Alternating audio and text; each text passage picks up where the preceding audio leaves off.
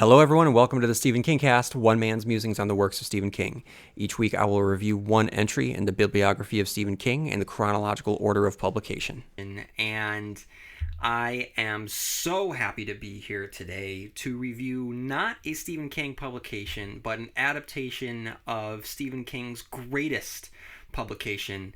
Of course, I'm talking about 1986's horror masterpiece, It. This past week, we, constant readers, have been beyond fortunate. Fortunate isn't the right word. Lucky, I guess. It has just been a great time to be a Stephen King fan because this past weekend, I'm recording this on Tuesday, September 12th. So on September 8th, we saw the North American release of Andy Muscietti's adaptation of It. And if you are listening to this, chances are you saw it, because I think that everyone that has a pulse went to go see it, and I think that some people might not have a pulse after watching the movie, and some people that didn't have a pulse rose from the grave to go see the movie. It was a smash hit, to say the least. It was everything that we wanted the Dark Tower to be, but was not in terms of critical and commercial success. People really seemed to want this movie. People went out in droves to see this movie, and it is definitely going to garner a sequel, which is very exciting. So I know you have been patient, everyone. You have been waiting for my review on social media. I've been getting some flack, and some understanding. I mean, there's been some good ribbing, but nothing too hardcore. But yeah, thank you everyone for being patient. Usually in these cases, I like to get out as quickly as possible, to be on the forefront of the reviews. I lagged a little bit this week. I'll explain why during the review itself, why it's coming out early in the week rather than the weekend, which is what I had originally planned. But I will explain what this review is going to look like, and I'll explain why I'll be having a second review as well. In the meantime, I want to do some shameless plugging for some websites out there. So for those of you, actually, just let me kind of scratch that and just let me start over what I should have said earlier.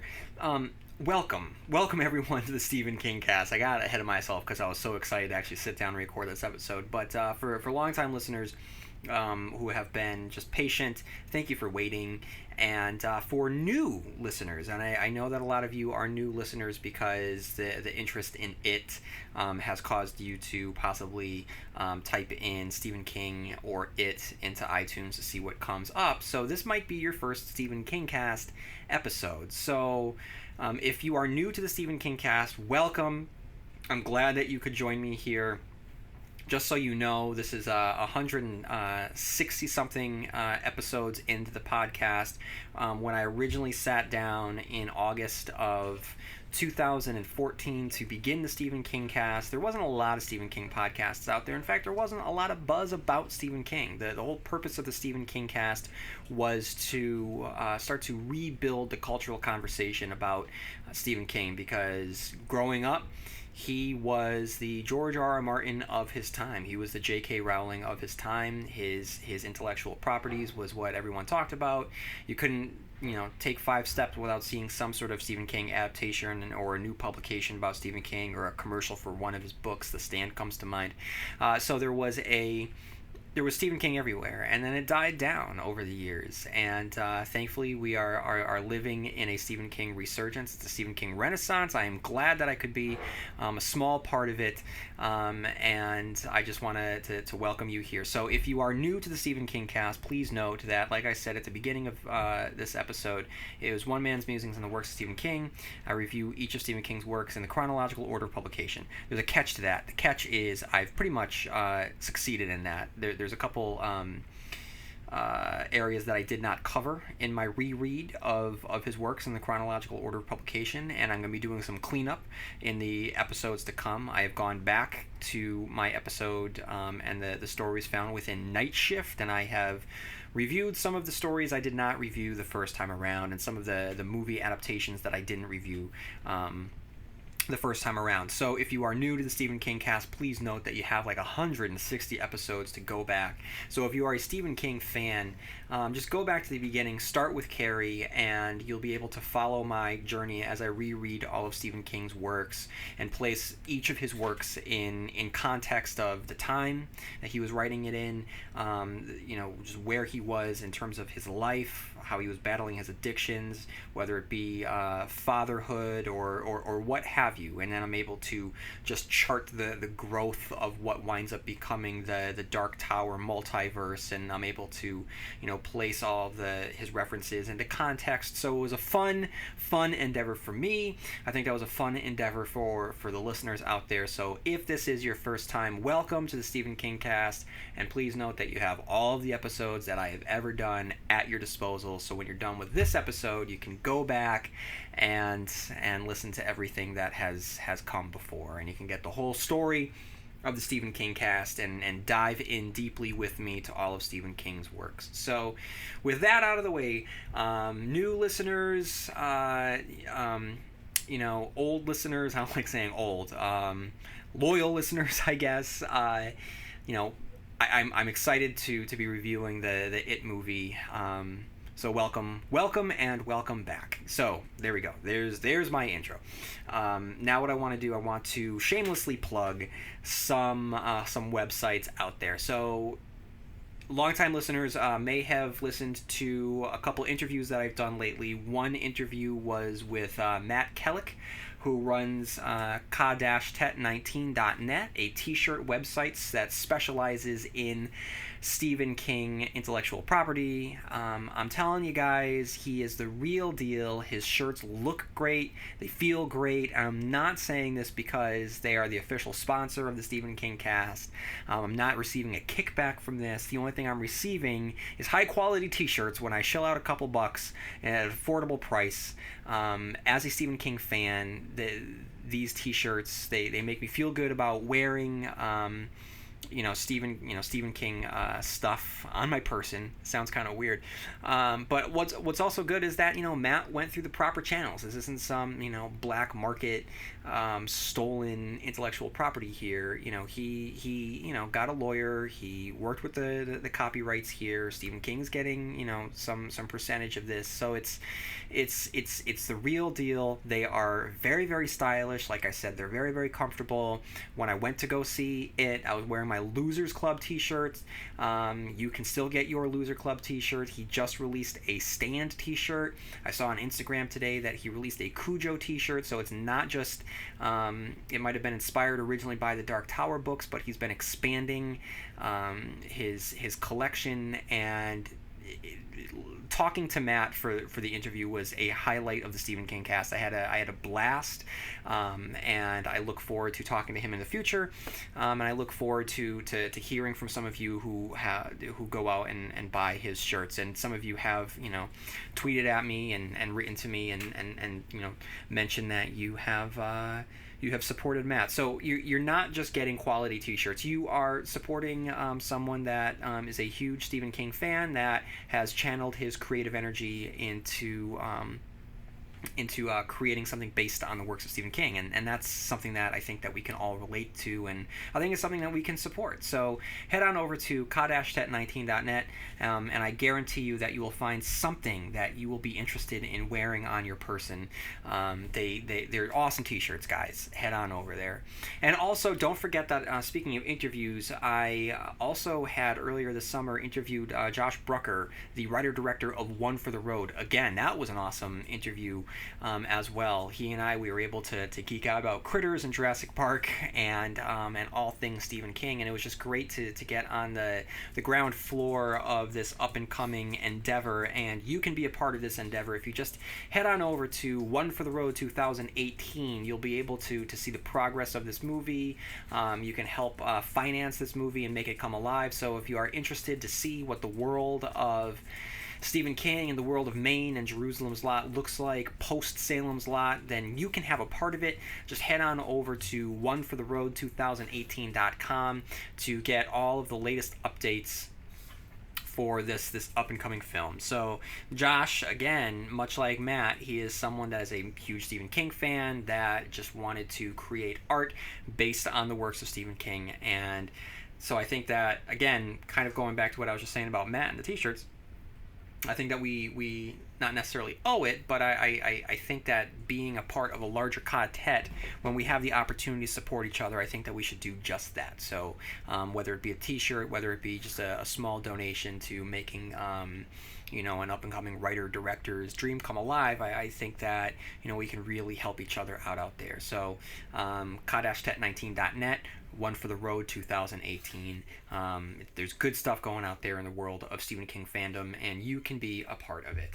Also, I'm kind of a part of it by doing this podcast, and I can't thank you guys enough for all of the kind words that you have sent my way on iTunes. Now, this is something that really helps the Stephen King cast. Now, like I said, when I started out the Stephen King cast, there wasn't a lot out there. I mean, there was the awesome Stephen King podcast run by Lou and Lilia. Those guys have been doing it for a while now. But other than that, there was not a lot. And now there is definitely more. And more is a good thing. But after 166 episodes, I would like to still be, relevant is the term, and the best way to do that is to make sure that my the Stephen King cast is up near the top of the Stephen King search on iTunes, and the way that happen is for reviews and subscriptions onto iTunes. So if you have a few minutes on your hands, guys, and a review on iTunes would really, really help me out. So I'm going to take a couple moments to read some of the reviews that have been written lately. First up, we have B. Lawrence 3, who just writes, "Great! One of the most entertaining podcasts I've ever listened to. Thanks, and keep the reviews coming." So B. Lawrence, I plan on it. Up next, we have Lake Disney, who writes, "SK Diehards, look no further. I've been a huge Stephen King nerd since elementary school, and this podcast offers some great analysis of the work. Losers Club for life. Keep it up." Lake Disney, thank you so much. Then we have Mark P88, one of my favorite podcasts. "This is an incredibly well done and enjoyable podcast. The host's passion for King's works is infectious and has very much reinvigorated my own interest of the material. On the technical side, the audio is great and well edited. I recommend this podcast to anyone who loves story, writing, and of course, Stephen King." So Mark P88, thank you so much. And thank you for the compliment of the audio. That's been a sore spot for me lately. I think that I'm overthinking the audio quality. There's been an update into GarageBand, and it's really thrown me off. My settings were reset or something, and to me, the sound quality just doesn't sound the same, but I really do appreciate it. Up next, we have Andred80, who writes, "Great way to delve into the depths of..." There might be more, but it just says ... There's just an ellipses afterwards. Anyway, he writes, "Stephen King Cast is a solo podcast by Constant Reader. I typically don't listen to solo podcasts, as the few I've sampled have been poor quality or not entertaining. But Constant Reader does a great job at moving things along and keeping listeners interested. Each episode goes through any King-related news before briefly summarizing the book, story, or adaptation, then delving into analysis of themes, characters, and connections with other King or horror texts. It's great that he not only reviews the written works, but also adaptations of those works into film or TV in separate episodes. This way, listeners get a sense of differences between the two. I only recently got interested as the result of the new It movie and listened to the older episodes reviewing the book, since it's been a while since I read it, but I will continue to listen and relive my memories of the fiction I read so much of while younger, and may revisit now that my interest has been rekindled. So, Andred80, thank you so much for those kind words. And that means a lot because I worried when I started this about being a solo podcaster. I know that, if you have someone else to bounce off of it, it's so much more enjoyable to listen to. But that's why I need you guys. That's why I need you to bounce off of with reviews like this and with the emails that will be coming later in this episode. And then lastly, we have Addicting by 3Dean Girls, who writes, I'm a casual fan of SK, but this podcast has made all SK material so fun to read, listen to, and watch, and revitalize my SK interests. The podcasts go into detail and point out items I missed on the first read, listen, or watch. I wish I had more podcasts like this for other authors I like because it's so cool. I've been drowning myself in SK books, audiobooks, and TV or movies. Enjoy this cast and be amazed at what this guy is doing in honor of Stephen King and his fans. You are going to love it. 3Dean Girls, I hope that people love it. I think they will too. Thank you for the kind words. And so guys, like I said, I can't do this without you. So if you have a few minutes on your hands, just head on over to iTunes and leave a quick review. Okay, guys. So with that out of the way, let's get into it. Let's talk about it. So just to backtrack a little bit, if you haven't done so already, I just re-released my 3-part review of the book It.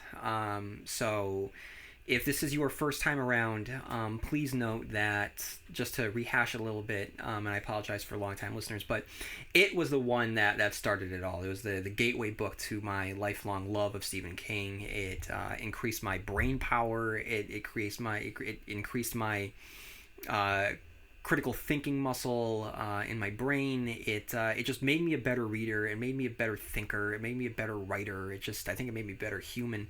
It made me realize I'd always been a reader, but when It came around and I read It and I was in 5th or 6th grade, it was a new type of book. I'd been reading kid books up until that point, and this really was like the first real adult book, and what an adult book to read.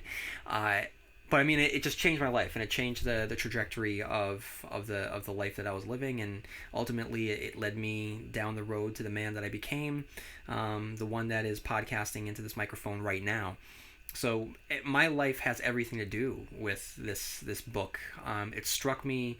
I had never felt the feelings that I had felt before. As I had read that book, it really moved me. It made me laugh. It's a cliche. It made me laugh. It made me cry. The whole 9 yards. It really, really affected me. And I was strongly affected by the fact that Stephen King was writing it in his 30s, in his 40s, whenever he wrote it. And he was writing of a time that I was currently living. When I was like 12 years old, he was writing about children my age, and he was capturing that experience so magically, so perfectly. I was amazed at his writing ability. And from there, I was just all in on Stephen King. And so if you want all of my thoughts on It, you can listen in the chronological order of publication as I release the episodes, or you can just scroll back just over the last week or so in the podcast feed. You'll get episodes 1, 2, and 3. I also did a bonus episode that connects it to The Dark Tower. I did not re-release that. You'd have to go back through the podcast feed. I also reviewed the 1990 ABC TV miniseries. And then at that time of reviews, I concluded it with a review of Derry, Maine, kind of. I took the tour. I took the Stephen King tour in Bangor.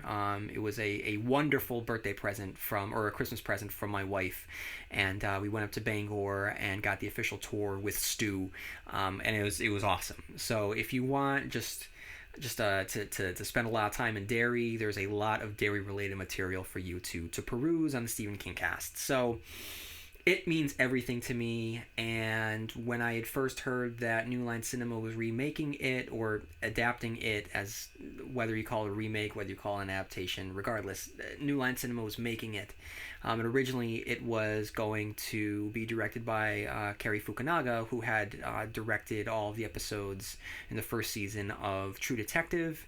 And I was very, very excited based on what I had seen of him from True Detective. And he had co-written it, and then after some, what I can assume was some just conflict with the studio, he walked away, and I grew very, very bitter and disappointed at it.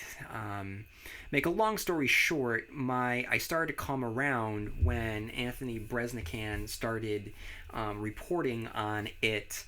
And this guy over at Entertainment Weekly does such a great job at covering all things Stephen King. His coverage of The Dark Tower was the best thing about The Dark Tower. But with it, I mean, he working with New Line Cinema, working with Andy Muscietti and whoever was in charge of publicity, they were able to roll out information in such a fun way, whether it be the first reveal of Bill Skarsgård as Pennywise, or pictures of the losers, or information about the production, or the thought and the detail that went into all of the costuming, especially around Pennywise's costuming, which made me realize that there was so much thought being put into this movie, that it was not just going to be some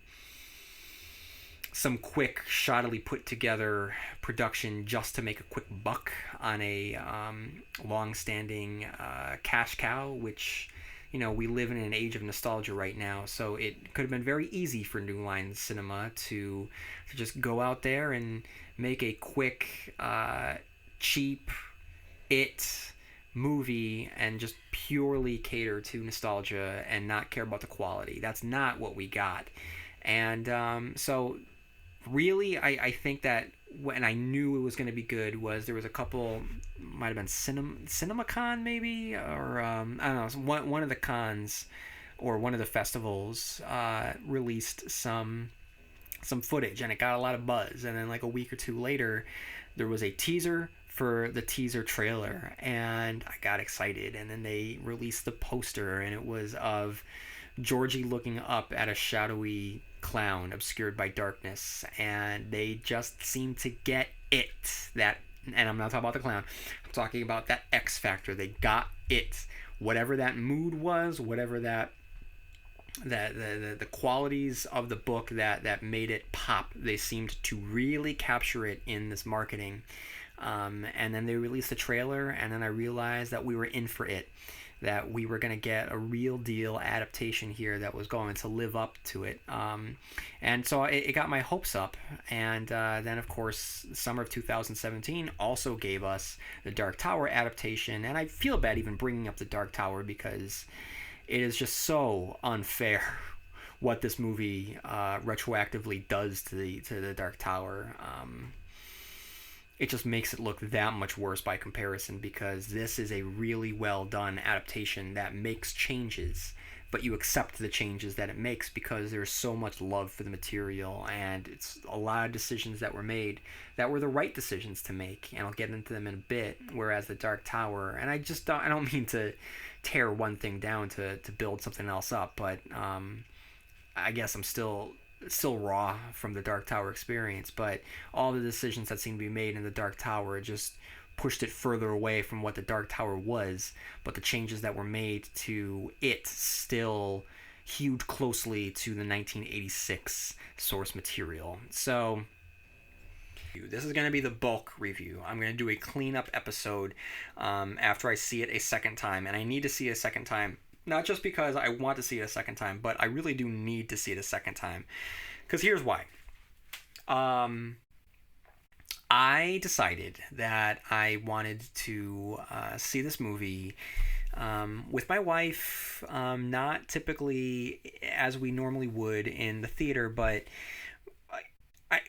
this summer, my wife and I, we went to go see. We went to the drive-in. I've never been to a drive-in before. My wife has asked me for years to go to the drive-in, and this year we finally did it.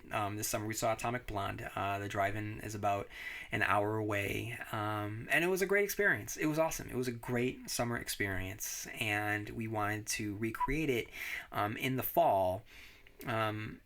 Sort of kick off the Halloween season, and the earliest we could do it was on Saturday. So the movie was released on Thursday. We didn't get to see it until Saturday, and it was great. But the thing is, seeing a movie in the drive-in, you're not going to the drive-in for the movie.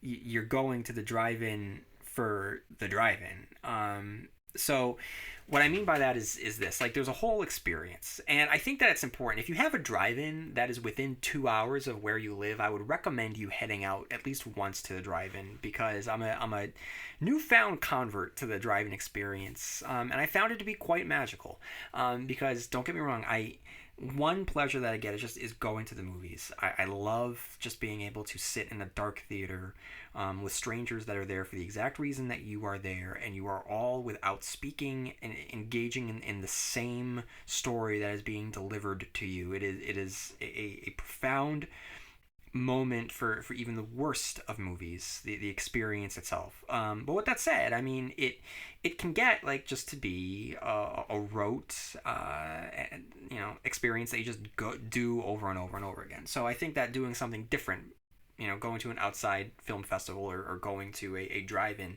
I think that it kind of switches things up. And so for me personally, it was a great experience, because this particular drive-in is an hour away. And the drive to there is through deep forests and winding roads, and through farmland and small, New England towns.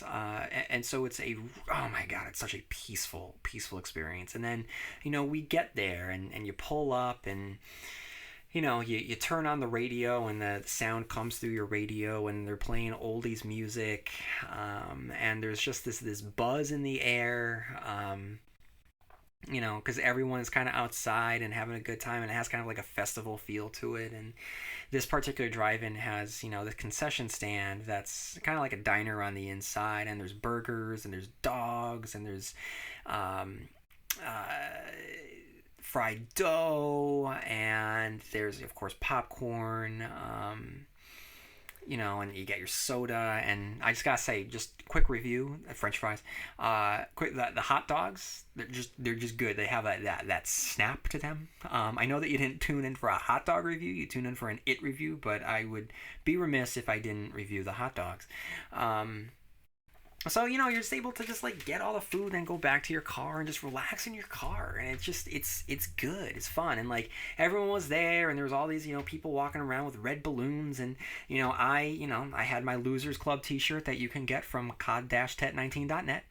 I had my yellow Chucks on to commemorate Georgie's yellow slicker.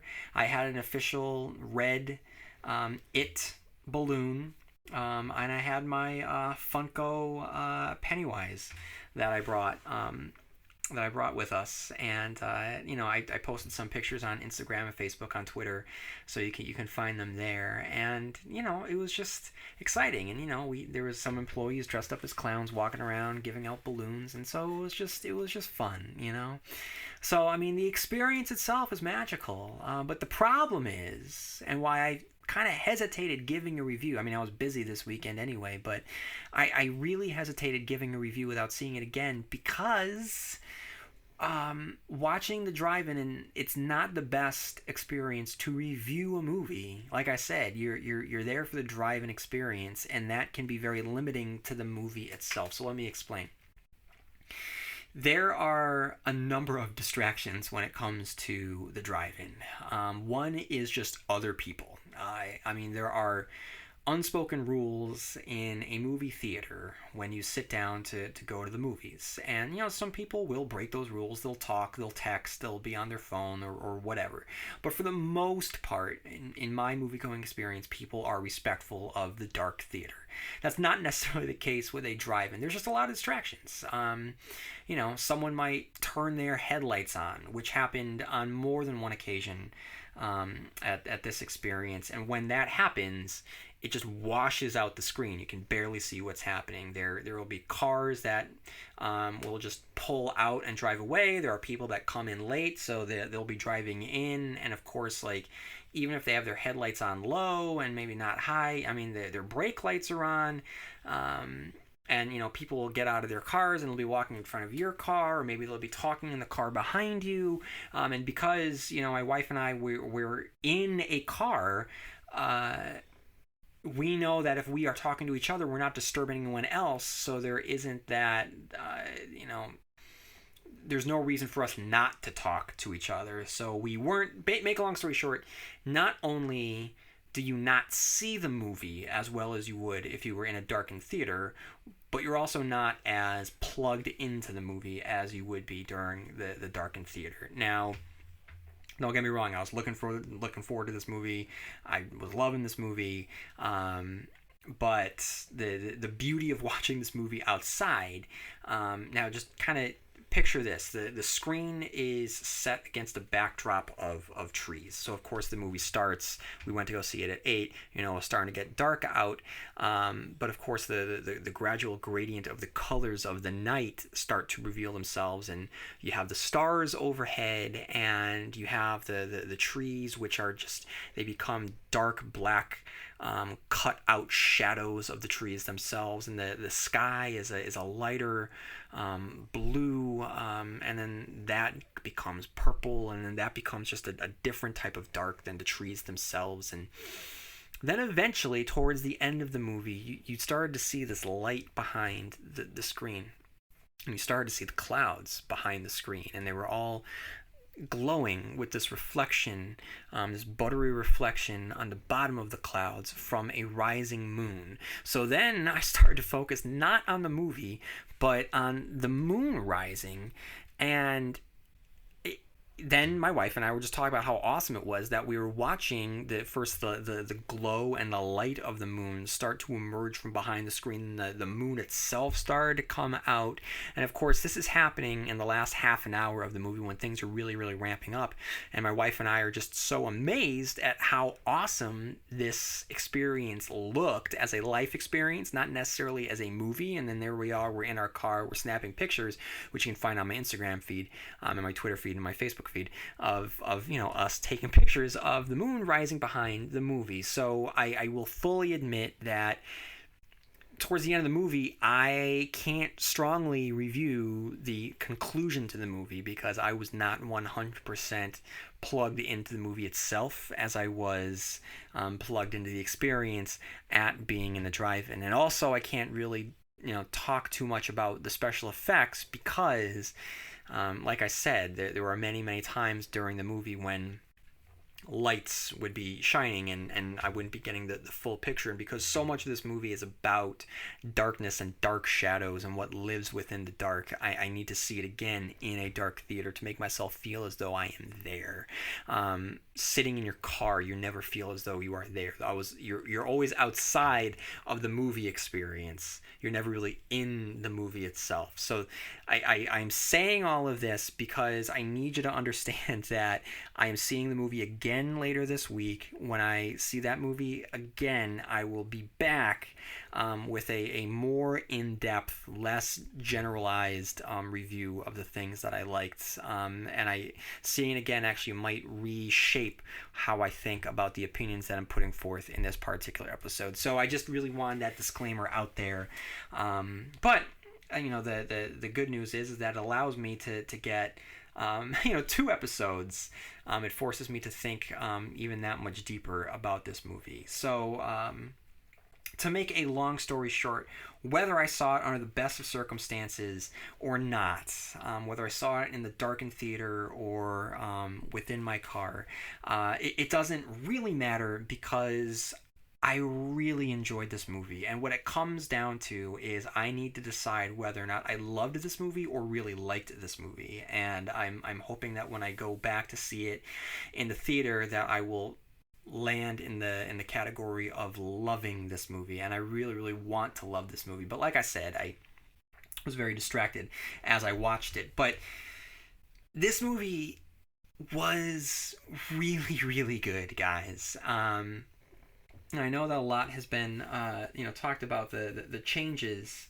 I talked about the changes in the Dark Tower, but the changes that were made here, I believe, worked very very well. But even before we get to any changes, that beginning, when this movie begins, it is an iconic moment in pop culture, in culture, just in general, in fiction.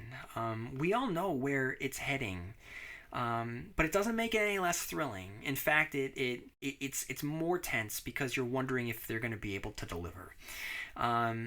So watching Georgie, watching him step closer to his doom, and when that boat slips into the storm drain, it's like that moment on a roller coaster, right? When it's right, you're going up, you're going up, you're going up, and it's right before it's about to dip for the first time. That here it comes moment. You're just getting ready for his big introduction. It's a big introduction, Pennywise's big introduction, and then as soon as his face pops up, that's when you go on that roller coaster. So you're just asking yourself, how is this scene going to play out? Is it going to stand on its own? How is Skarsgård going to sound? Is he going to be able to balance that right mixture of being unsettling and being creepy? Now, there is so much resting on this moment. Perhaps the entire movie is just resting on this moment itself. I don't know, but if Muscietti and Skarsgård failed to deliver this opening salvo of horror, this big reintroduction to pop culture's most feared clown and the most famous of king monsters, then the movie itself might buckle under failed expectations. So there's a lot riding on it. Like I said, maybe everything was riding on it, but man, it delivers. It was great. I was just lured into that conversation. I was just like loving Skarsgård's performance, and I just love how he makes it his own.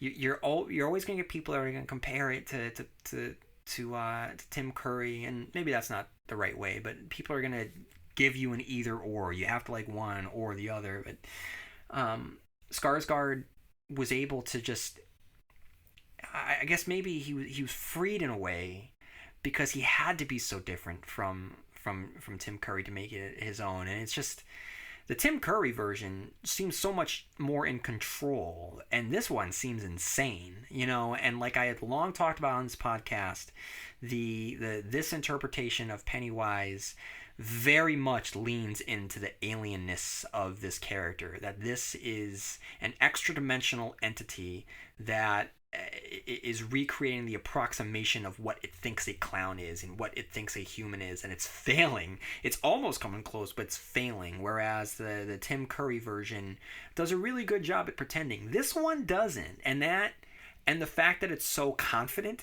in what it's doing makes it that much creepier. So right away, I was totally into what it was doing, luring Georgie in, and then there's that moment, that terrifying moment where it just doesn't want to play with him anymore, and he really becomes an animal. He's not smiling. I can't remember, but is he growling? Like it's this real creepy tonal shift where the danger just immediately escalates, and I think that was a good way to show that this thing is not human. It is not a clown. It is an animal. It's not even an animal. Like, it is an alien entity that is hungry. They did a great job with that. And it makes this moment. And I just listened to my review, not my review, but the Castle of Horror. They just reviewed it, and they discuss the horrific brutality of that moment. We actually watched Georgie not just disappear, but he gets his arm chopped off, like, spoiler alert, Sean in Jaws 4: The Revenge, and Georgie tries crawling away on a bloody stump, and is dragged back. This goes back to me needing to see in the theater. I was not necessarily sold on watching his jaws expand that way, and the look of his Georgie's missing arm. I did think it was really effective, watching from the camera angle of the neighbor who saw Georgie bent down by the drain. To know that you're so close to safety yet so far away, that stuff like that just really, really works for me. So that opening works so well. And I would say that Skarsgård performance, and clearly the smash success of this movie this past weekend, it is now time, ladies and gentlemen, to definitively crown Pennywise as King's most famous monster. Not Jack Nicholson, not Carrie, not Christine, not Randall Flagg, not Cujo. No, guys, it is time to 100% inarguably just give the belt, give the crown to Pennywise, because he has taken this throne, to be King's creme de la creme villain.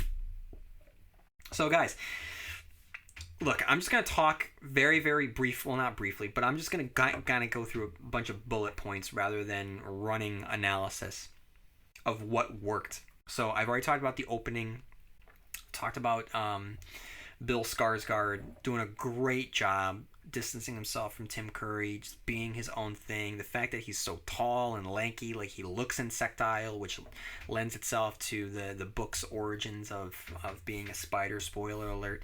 But all around, the performances in this movie were magical.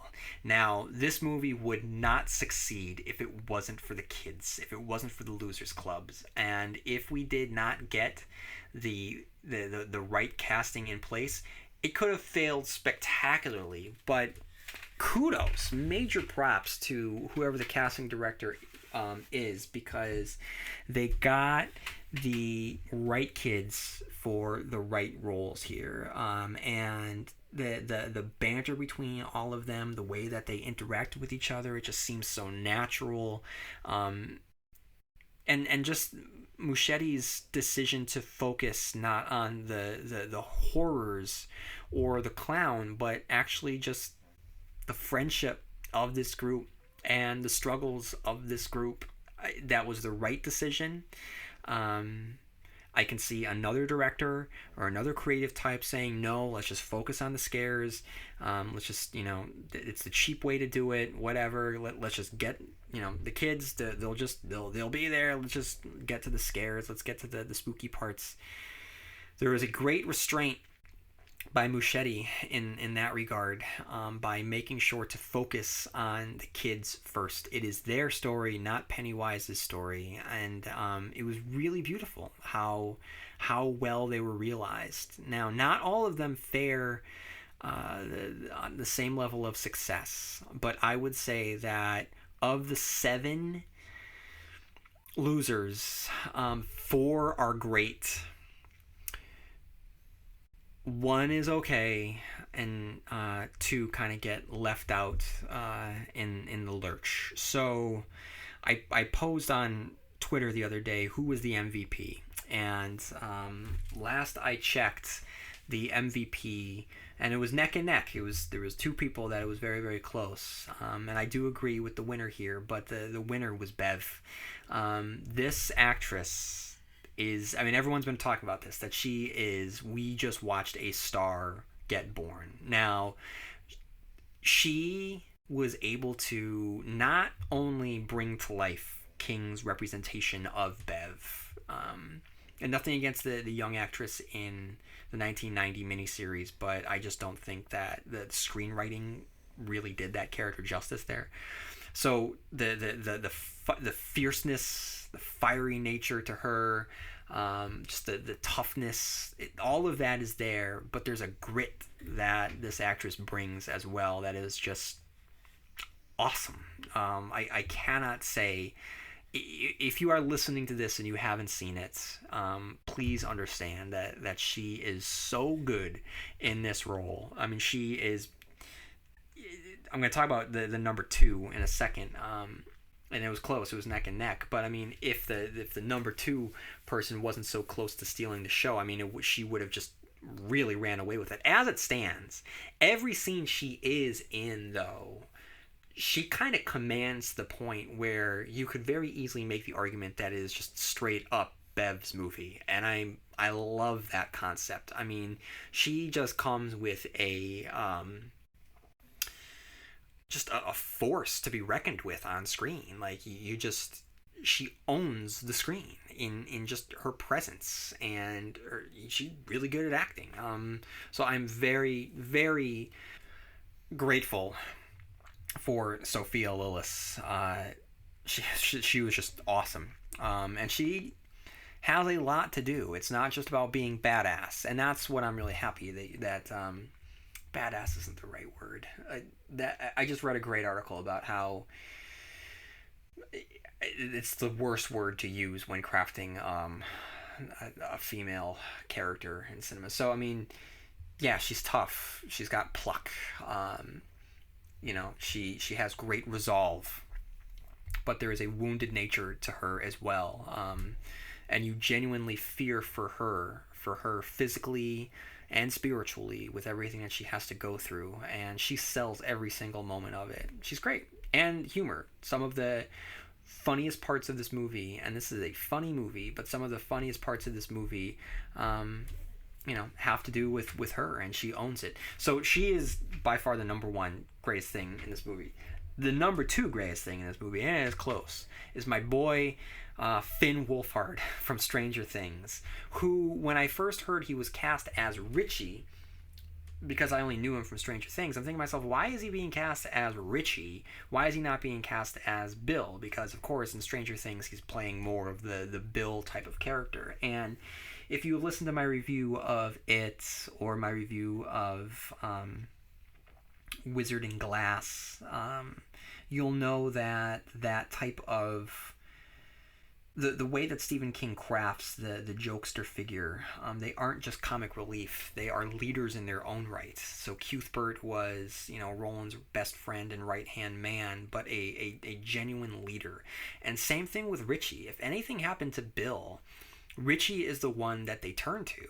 And I don't feel as though the 1990 miniseries did that justice or conveyed that. They focused too much on the jokes, on the kind of caricature of what Richie is, without really getting to the heart of Richie. And Richie knows how to push buttons, and he knows how to be annoying, and the fact that he is just so non-stop in this movie. He is I described Sophia Lillis as being a force, but so is Richie in this movie, in a completely different way, but a great way. But he is also very much a leader in this movie. In fact, he's part of one of the turning points towards the end of this movie. He was great. I mean, and just like how he just kept going for high fives the entire movie. Like I said, like, he was just nonstop, and his banter, especially with Eddie, was just spot on, and that needed to happen because those two have such a bond in the book. It was really important that they were able to get that right. And Jack Dylan Grazer, who played Eddie, was to me was such a surprising presence in this movie, because his unrelenting neuroses it didn't paint him as a weakling or a sad sack. It was just kind of a fun character trait. He was like a walking, WebMD, just barrel of neuroses that was just awesome. Like, there's one extended scene where they're riding their bikes, and he just won't shut up about all of these fears, and he's just, kind of just rattling off all of these things that could go wrong, like he's some Google summary page. And it was just, I just found myself cackling at how joyful it was. And of course, like, his banter with Richie is just spot on. So those three I thought were by far the best things of this movie. I thought that the young actor who played Bill,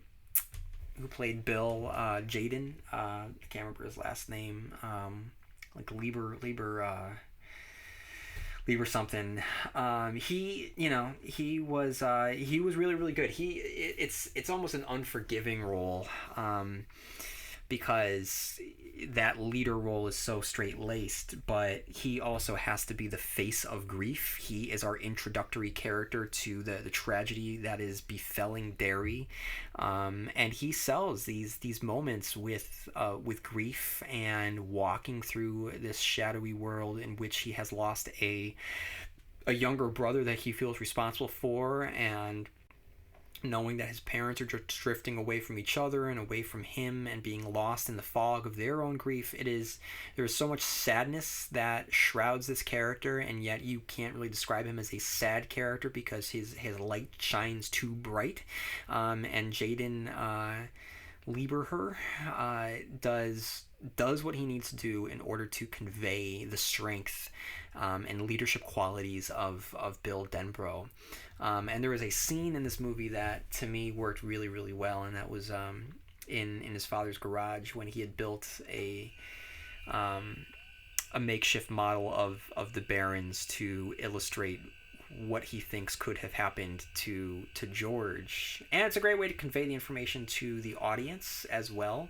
It was very, very clever. And actually, what was interesting is when the movie was done, and my wife and I, we were driving back, and she was asking me some questions about the story, where it might go in chapter 2 as they're adults, and she was asking what Bill grows up to be and what Ben grows up to be. And I said Bill grows up to be the writer, and Ben grows up to be an architect. And she was like, well, that doesn't make any sense. And I was like, what do you mean? She goes, well, Ben was the one that wrote the poem, and Bill was the one that created the tunnels. And in that moment, it was so dead on. She was really onto something there, and I wonder if she kind of pinpointed something that the creative minds behind this movie attempted to kind of illustrate, that there is so much similarity between Bill and Ben, sort of some doubling going on there, where either of them could have very easily been swapped as the love interest for Bev, because both of them are vying for Bev's attention and Bev's heart. But so similar are they that either one could have lived each other's life. I think that kudos to Mrs. Constant Reader for catching that one. That was something that went over my head, but that was awesome. So speaking of Ben, I can't say that Ben was in the top tier of Bev, Richie, Eddie, and Bill, and Bill Skarsgård as Pennywise. Ben, I think he just seemed to disappear for large chunks of this movie. And I really liked the casting. I really liked the kid. He just seemed to get who Ben was. But I just feel like the movie did not do him justice. Same thing with Mike. Mike just never seemed to gel, and maybe that fits with his outsider characterization in the movie. I don't know. Maybe this is just a personal opinion, but to me, they saddle him with a very horrific, almost unnecessary backstory in which his parents are burned alive.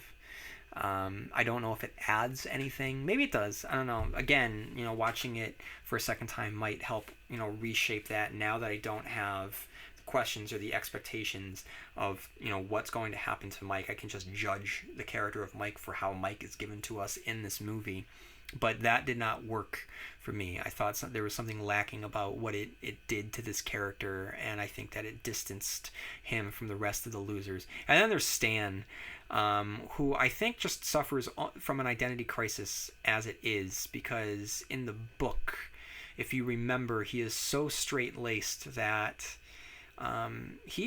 there's a moment in the novel that King captures so perfectly the horror of Pennywise, and it's through the eyes and mind of Stan. And spoiler alert, it shows why Stan is going to be the one to kill himself, because he is so rational minded, so driven by logic, that everything that the clown and it represents is such an affront to the logical world and rationality that it offends him on the deepest level. So that's important to note about Stan. However, that it's too overlapping of Eddie's neuroses. You know what I mean? So I wondered, and this is going to be contested, and I don't blame you if you argue me here. But if they had collapsed a couple characters into each other, then I don't know if I would have minded if they kind of merged Stan and Eddie, or Mike and Ben, and collapsed it down into a gang of 5 instead of 7. I don't know if I would have minded that. I think that it could have strengthened the amount of time that we had with the characters, without letting a couple of the characters, hang out to dry in the weeds, like Stan does, like Mike does, like Ben to a lesser degree than Stan and Mike do, but Ben, I think, does suffer from that as well. So, that is, I know, going to be a controversial take, but it's one that I had mentioned in my part 3 review, I believe, of it, the book, and it's one that, based on what I saw here, at least the first time around, I still believe wouldn't have hurt this movie. But you know what does not hurt this movie as well? The humor. This is legitimately a funny movie. In fact, I think that the moments of levity and humor are more natural and organic and funnier than the scares are scary. You can't classify it as a comedy. It's not comedic, but it is funny. It is a funny movie, and the humor comes, like I said, organically, naturally from the way the losers interact with each other, and just the tour de force of Finn Wolfhard as Richie, just foul mouth, just non-stop. Like I said, always going for high fives and just cracking really bad dad jokes the entire time. I can really relate to that. He was great, and I found myself chuckling the entire time, and the inclusion of the New Kids on the Block was such an inspired decision on their part. That was great, and that kind of is just a microcosm of the fact that they decided to set it in the 1980s. Now, I have long been on record saying that this was the right decision to make, because if it had been set in the 1950s, then we're going to get the present day, which is going to be in the 1980s. And why? What does it matter at that point? Because when King wrote it, he was writing it in the 80s, and he was telling the story of his childhood, which was in the 50s. So it makes sense in the book, because it's such a personal experience for the author. But now that we are decades removed from that, it would just become an affectation that would take us out of the story itself. It might be more pure to the text. However, I do believe that it would take away the potency of the horror and the themes and the characterization, because we are so far removed from the 50s, and it is not personal coming from Andy Muscietti or the screenwriters who might not have lived the 50s themselves. But however, I am of an age where don't get me wrong, I love stories that are set in the 1950s. I think that anyone reads Stephen King or grew up, watching Spielberg. I mean, these are people that were writing of their experiences and their childhoods, which happened to be in the 1950s. So through osmosis, it almost feels like I grew up in the 1950s. However, I didn't. I grew up in the 1980s, and I can relate. And I think that people of my generation who are now out there behind the cameras and writing the books for mass production, the cycle continues, which I think works very well for this story, which is all about the continuing cycle. I mean, in the books, it rises every 28 years. In the movie, it rises every 27 years. And I think that the only reason why it rises 27 years and not 28 years is because 27 years ago, we had the 1990 TV miniseries. So from a metatextual, metafictional level, the cycle continues. The cycle repeats itself. So, and also I think that, this movie, invokes those Amblin movies that Steven Spielberg made, and people have mentioned the Goonies, and those movies, feel of a time where you had suburbia, which was functioning very similarly to 1950s suburbia. So I think that it reinforces the themes of the 1950s without us actually being in the 1950s. So I think that the 1980s works really, really well. Of course, like my wife caught on to the fact that, when she cut her hair, when Bev cut her hair, she looked like Molly Ringwald. That was later referenced in the movie itself, but flew over my head. But I mean, decisions like that I think work so well. I love the fact that the deadlights. I mean, when he opened his mouth and we started to see the lights, I was like, I love the fact that the deadlights are in this. But one thing that works so well, besides the clown and the kids, there's something that the 1990 series did not get, and that was the adults. The adults, I mean, thematically speaking, it represents. You could argue that it represents a lot, but one thing that it represents is the horror of adulthood. Okay, so what would that be if you didn't show the horrors of adults themselves and how they're just so disappointing as a people, because these are the people you're supposed to depend on, and every opportunity they just don't disappoint you, but they are actively out to hurt you in some ways, large or small. And I was so happy in the trailer that Mr. Keen was featured, and for those of you who are looking for Mr. Keen, you could find him there just sneering in the camera, because to me Mr. Keen is the quintessential dairy adult, someone that is supposed to be helpful, a pharmacist, but takes great pleasure at knowing that others are in harm. So in the books, of course, he is the one that is refilling Eddie's prescriptions, and he is the one that ultimately tells Richie or Eddie that it's a placebo, but he takes pleasure from it at the same time. Mr. Keen doesn't do that in this movie. Mr. Keen somehow manages to be even worse. There is a scene where Bev is flirting with him in order to allow the boys an opportunity to escape from the store and shoplift in order to help Ben. And so she is flirting with Mr. Keen, and it is so creepy how hard he is flirting back. It made me so uncomfortable. And poor Bev, that she has learned how to do that because she knows the power that she has over guys because of the life that she's living with her father. It's so tragic and so sad. So we get that with Mr. Keen, just the way that Eddie's mom is just sitting in the shadows of her house, and of course she has Munchausen's by proxy, and that was always the case, but it's it's displayed very well in this movie.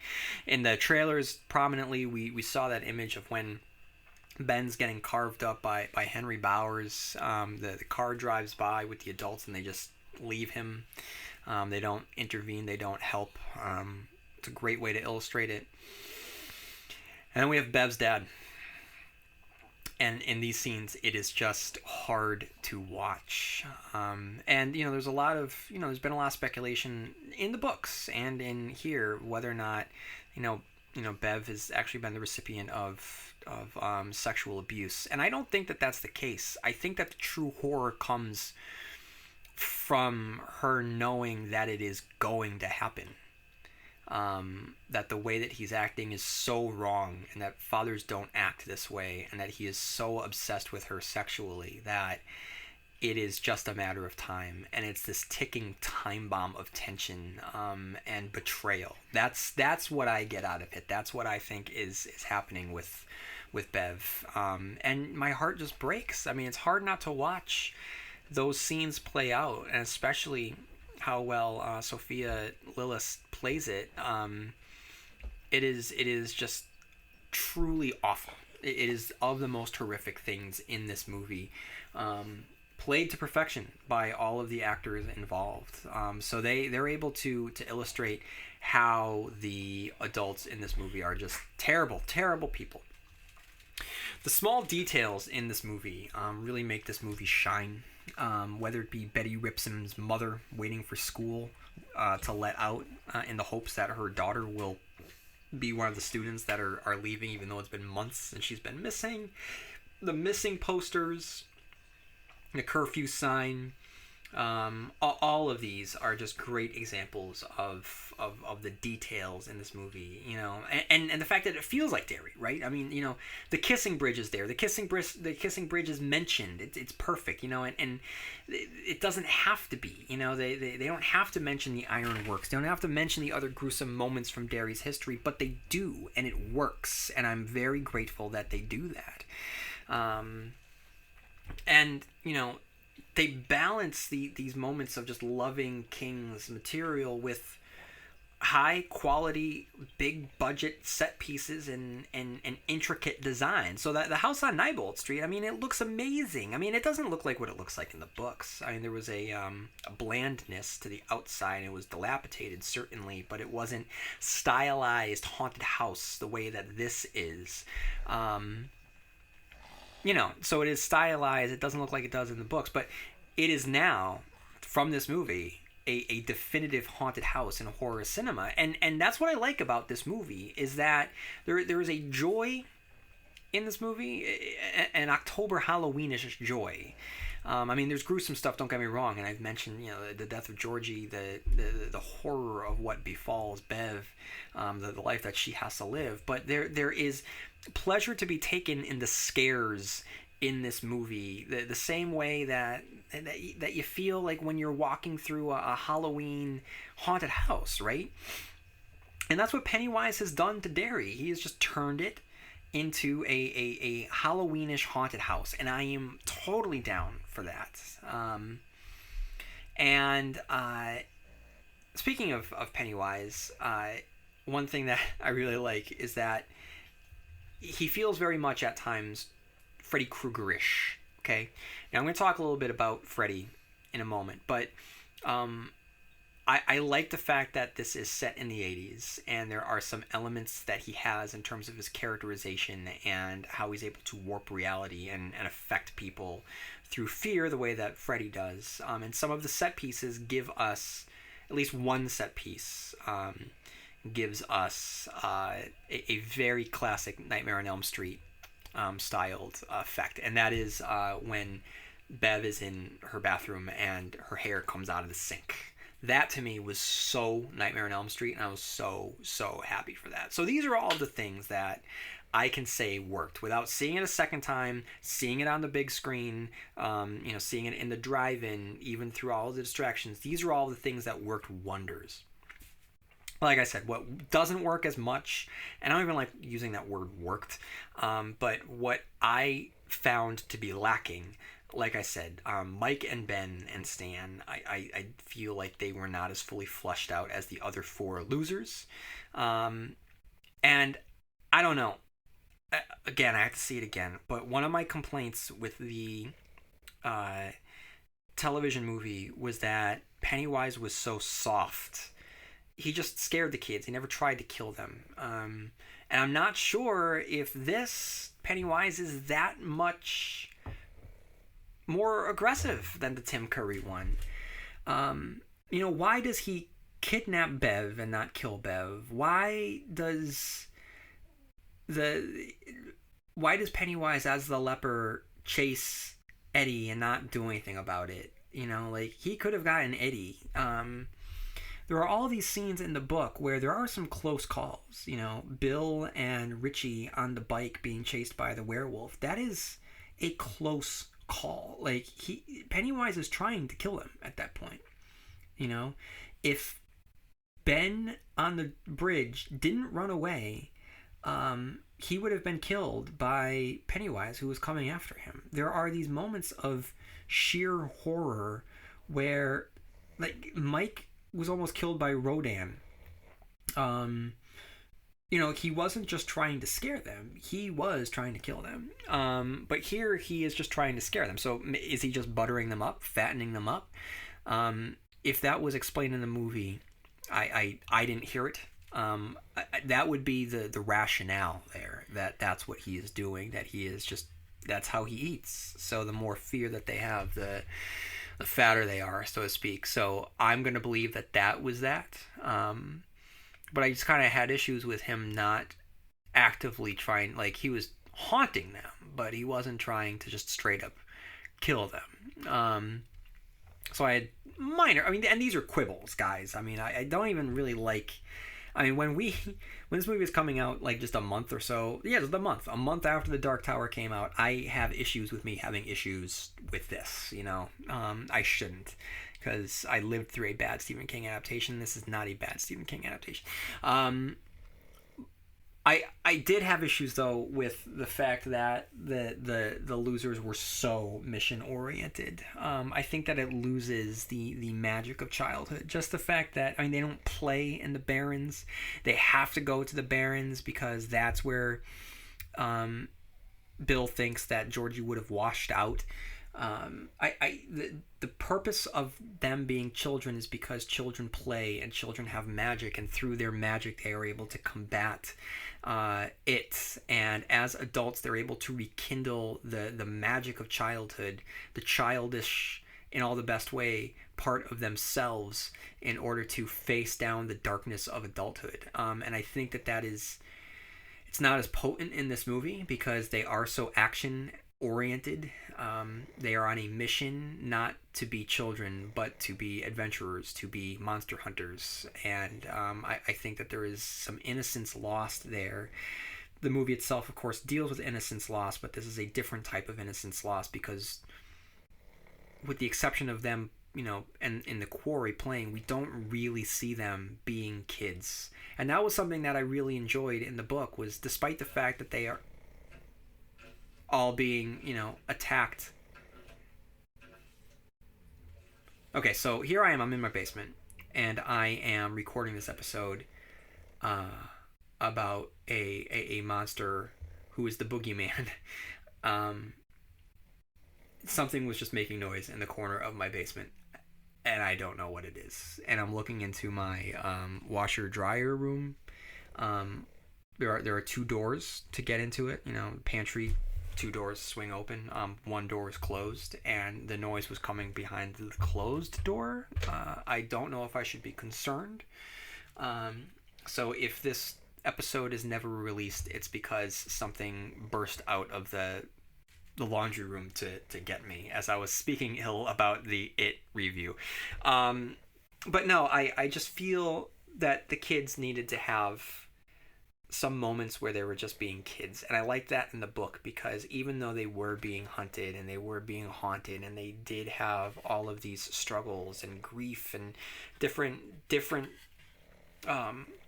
conflicts in their lives, they still were able to play, and I think that was important. So certainly we saw them on their bikes, which was important, and we definitely saw them at the quarry. But I would have liked to have seen them going to the movies. We did see the movie theater, Lethal Weapon, and Batman, but we didn't see them taking advantage of that. And I think that would have helped show us what they were losing by having to combat this evil.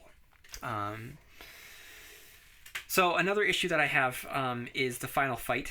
I felt that it was very limited in vision. They were just beating the crap out of the clown. So it's cool that they're all coming together to do it, but the fact that it's reduced to such physicality, I think, takes away from the otherworldliness of the creature. Again, it's cool that they're all just wailing away on it and it's defenseless, but we're talking about either that or the ritual of Chud. And for those of you who are listening who have only watched the ABC TV miniseries, the confrontation between the kids and it is wildly insane.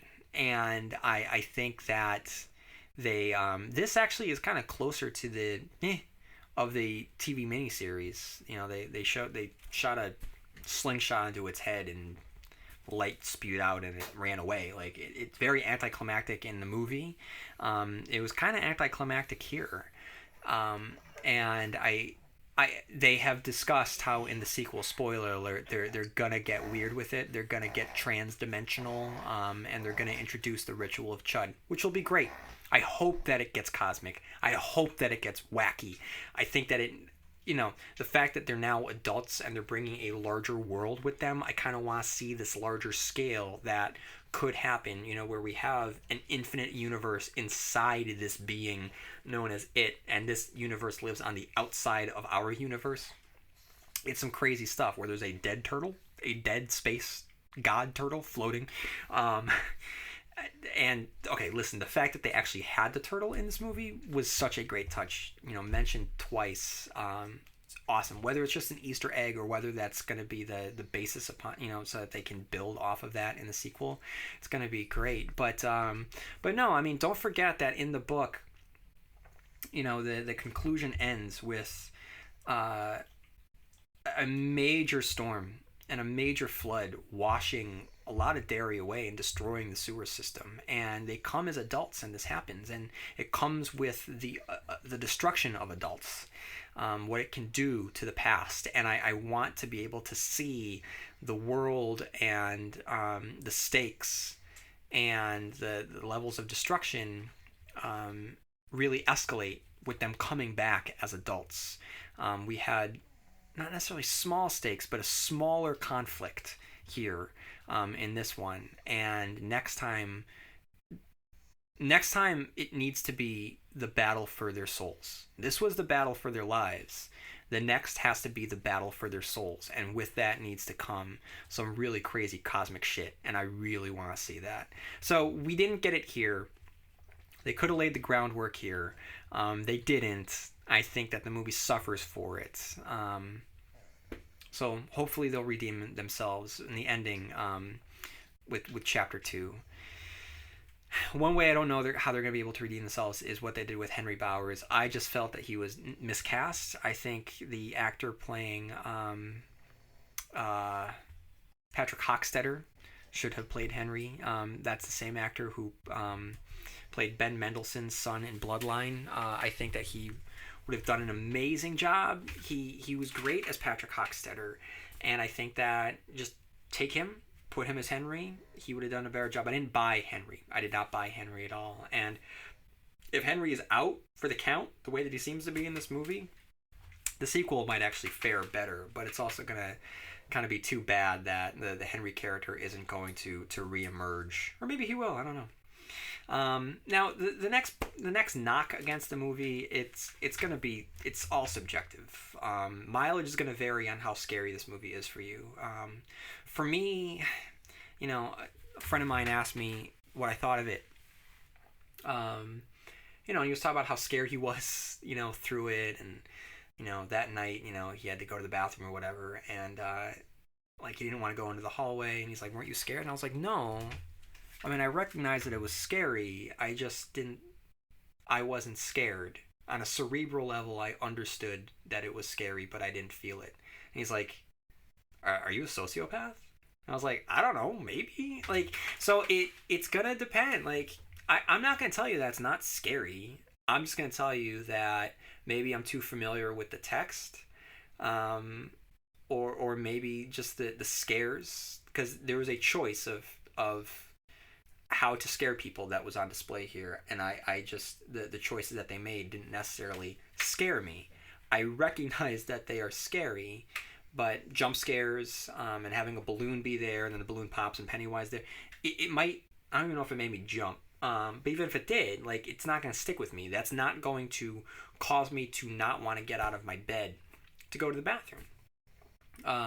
But that's just me, I mean, the stuff that weirds me out more is more existential, metaphysical horror. I'm sorry to keep harping on how much I love David Lynch, but for 15 weeks as I was watching Twin Peaks: The Return. It just reinforced like why David Lynch is able to just really unsettle me.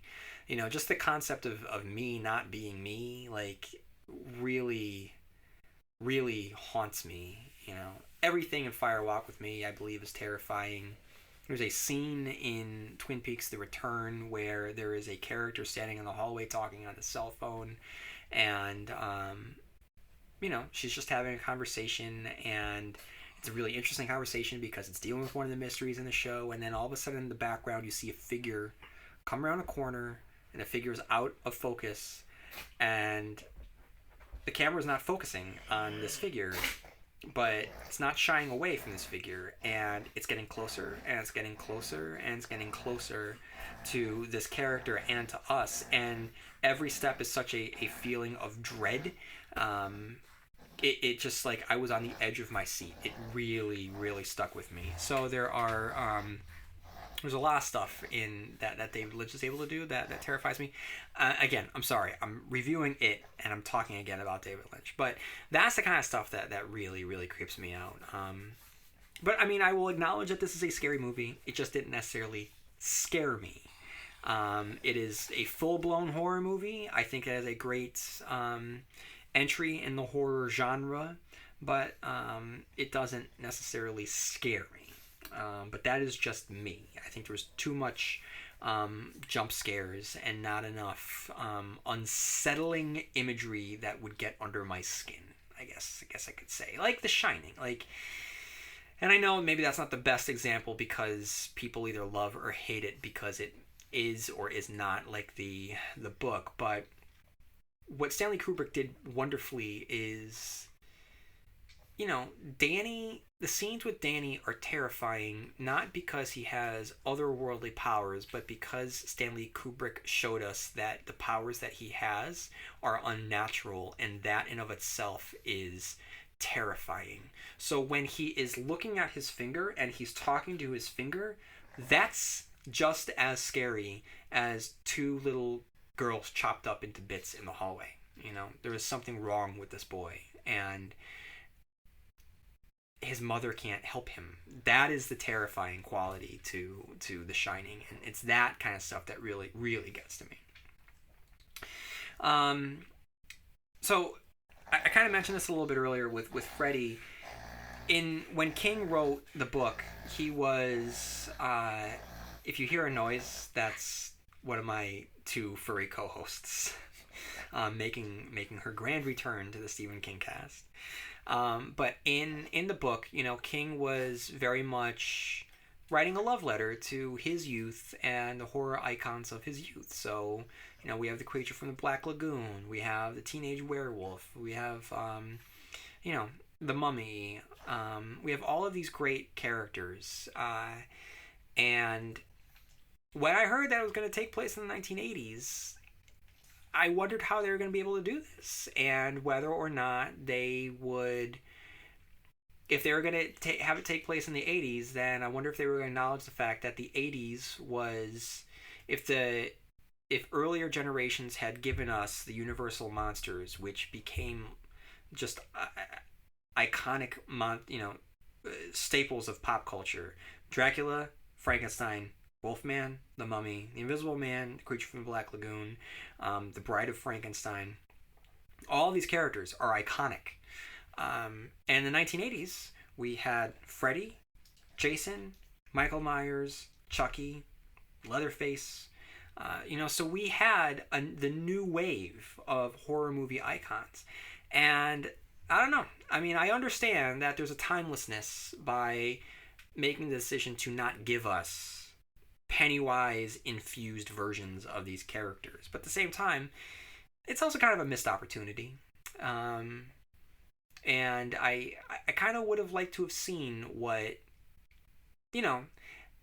not every time he decided to hunt the losers, he needed to be a Jason or Freddy, but how cool would it have been if he was going after one of them and he was just, every time you saw him, he was a different version or a different approximation of one of the horror monsters. Like, I don't know. I mean, it's New Line Cinema who owns Freddy and Jason, so we could have gotten at least two of them. Um, and to have Robert Englund like just guest star for like 1 second, it would have been great, and it would have been celebratory, which I believe on some level this movie is. This is a celebration of the horror genre. As much as it's a really deep analysis of what makes things scary and what makes our lives scary and what is scary in our lives and childhood and adulthood. There is as much as it is that, it is also a celebration of all things horror and all things horror of Stephen King's childhood. So if we are getting a story in the 1980s, to me it would have made sense. I get why they do it. I don't think it's a huge knock against the movie. I just think it's a missed opportunity. And lastly, the biggest knock against this movie is Bev as the damsel in distress. That is a disservice to the character. To me, it is narratively unsound. It just doesn't fit. The character becomes a supervillain in that moment. Pennywise does, not a monster that wants to eat them. So I'm not into that so much. I get that it's probably just telegraphing Audra's abduction in the sequel. And speaking of which, I posted this on Twitter earlier tonight, but please, for the sequel, Andy Muscietti, if you're listening, can you just give us Jessica Chastain, who you have worked with previously, as Bev, and Bryce Dallas Howard as Audra, because that's just going to work on so many levels. So please just do that. But I don't want to belabor it. I don't want to belabor Bev as the damsel in distress. And like I said, at that point in the movie, I was so focused on the moon rising above the screen that I can't really speak too much to that. So, okay, guys, make a long story short, quibbles aside, and they are just quibbles, go see this movie. When it comes out on Blu-ray, buy this movie. This movie has re-legitimized Stephen King, and I think that it has opened the door, hopefully, to studios treating Stephen King respectfully and giving him the attention and the detail and the love that he deserves. Because even though, like I said, there might be some issues, some small issues that I have here and there, this is a really, really good adaptation. It's a really, and even better than that, it's a really good movie. And I'm looking forward to seeing it again, free of any distractions, so I can just plug in and just go back to Derry again. Oh, and the location. Port Hope, I believe, in Canada, is such a great stand-in for Derry. And there were some Easter eggs in there. We had the Paul Bunyan statue, of course. We had the Tim Curry clown costume and the turtle, Maturin the turtle. Though he doesn't show up as Maturin, there definitely is a shout out to a turtle for those of you in the know. All right, everyone. Like I said, this is the first part of a two-part review. I'll go into much greater detail next week in a follow-up episode. And if you have any thoughts on it or anything related to Stephen King, please write into stephenkingcast@yahoo.com. You can follow me on Blue Sky, TikTok, Facebook, and on Instagram. And if you have any time on your hands, leaving a review on any of the podcast feeds that you use to listen to the Stephen King Cast would be greatly appreciated. All right, everyone, that's all that I got for now. So may you have long days and pleasant nights, and I'll see you here next time where MOON spells Stephen King Cast.